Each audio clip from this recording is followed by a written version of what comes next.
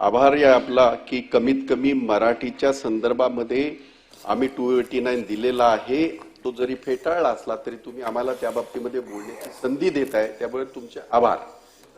परंतु दुर्दैव असं आहे की मराठी भाषा, तुमचं आमचं अस्तित्व, तुमचा आमचा सन्मान, तुमचा आमचा प्राण आणि 1-2 वर्षाचं नव्हे तर हजारो वर्षापासून या मातीतली भाषा त्या बाबतीमध्ये जी वक्तव्य केली जातात आहेत आणि ती जबाबदार RSSच्या नेत्यांकडून केली जातात आहेत, याचं अतिशय मनाला फार वेदना होतात आहे. चांगले शब्द वापरतोय, खरं तर फार वाईट शब्द डोक्यात आले, पण नाही मी करणार. ह्या सभागृहाचं आब आणि पावित्र्य मला माहिती आहे. परंतु मला असं वाटतं की इथे बसलेले असतील, तिथे बसले, प्रत्येकाच्या मनामध्ये हेच असेल. तुमच्या अडचणी असतील, आमच्या अडचणी नाही. कारण ह्याच्यामध्ये राजकारण कसलं आलं? मराठी भाषेबद्दल कोणतरी मुंबई सारख्या ठिकाणी येऊन असं बोलतंय की या विभागाची भाषा गुजराती, त्या विभागाची भाषा मराठी, त्या विभागाची भाषा आणखीन काय? कोणी ठरवलं? कोण ठरवणार आहे हे? कोण ठरवणार आहे हे? आणि म्हणून त्यांच्यावर ज्या पद्धतीने आता काल परवा ज्यांनी वाईट वक्तव्य केलं छत्रपतींच्या बाबतीमध्ये, आम्ही इथून सगळ्यांनी सांगितलं की त्याच्यावर कारवाई करा. अबू आझमी असेल, कोरटकरवर तर अजून झालीच नाही, त्या सोलापूरकरवर अजून झालीच नाही. अर्धवट प्रेम दाखवू नका. तर त्याच्यावर FIR दाखल झाले, हे मला माहिती आहे.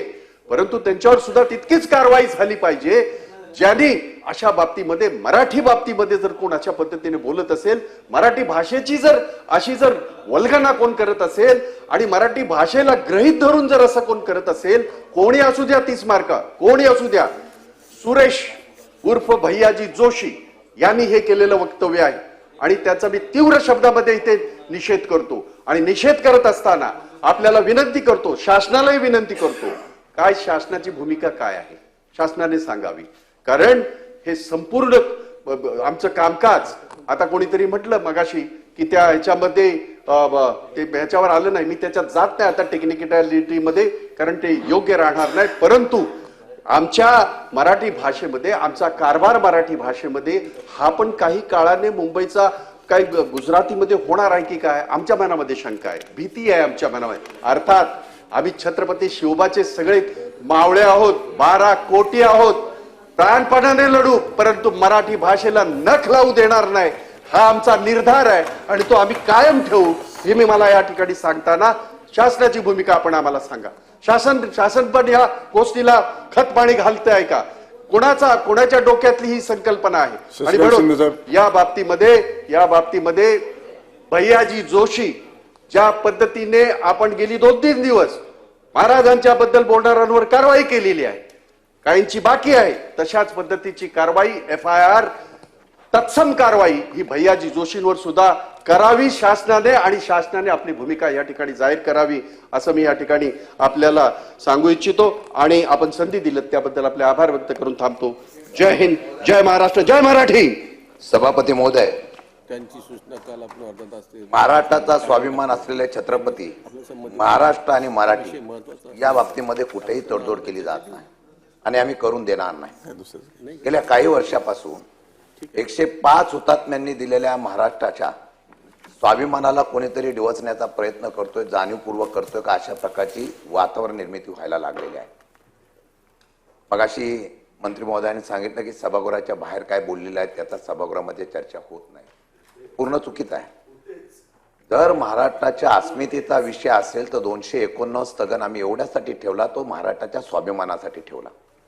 आमचं म्हणणं एवढंच आहे की छत्रपती शिवाजी महाराज आणि संभाजी महाराजांबद्दल जे वक्तृत्व केलं तेव्हा अख्खा महाराष्ट्र पेटला. सभागृहातल्या सगळ्यांनी त्या ठिकाणी पाठिंबा दिला आणि तेव्हा कारवाई करण्याचे केली.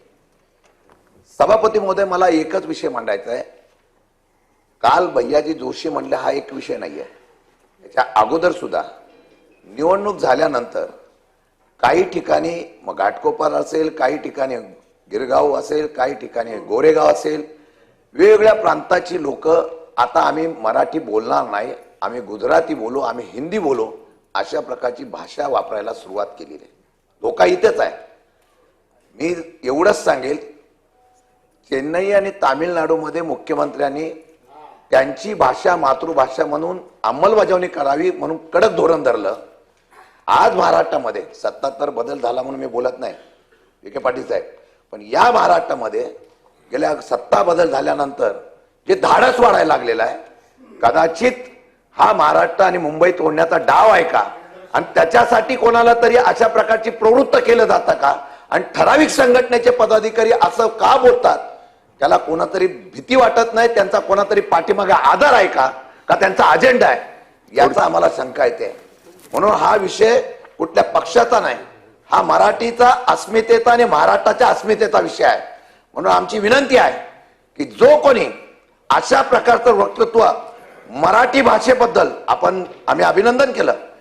दिल्लीमध्ये मराठी भाषेला अभिजात दर्जा देण्याच्या बाबतीमधला निर्णय झाल्यानंतर आम्ही स्वागत केलं, पाठिंबा दिला.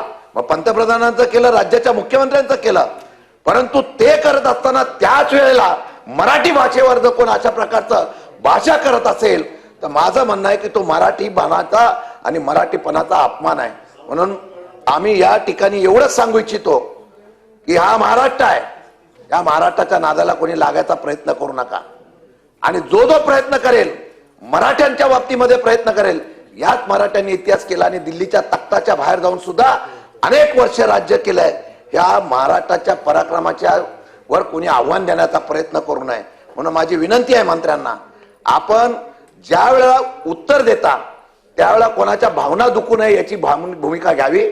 मराठीपणाला कोणी डिवचत असेल तर त्याला निश्चितपणाने कारवाई करावी. मंत्र्यांनी आणि सरकारने काय भूमिका घेणार हे आम्हाला सांगावं. म्हणून आम्ही 289 या ठिकाणी रचलेला आहे की भविष्य काळामध्ये या महाराष्ट्राला आणि मराठीला कोणी आव्हान देण्याचा प्रयत्न करू नये, यासाठी सरकार कठोर पावलं उचलणार आहात का, म्हणून आम्ही चर्चेला विषय आणलेला आहे, तो स्वीकारावा अशी आमची भूमिका आहे. मंत्री महोदय बावनकुळे साहेब.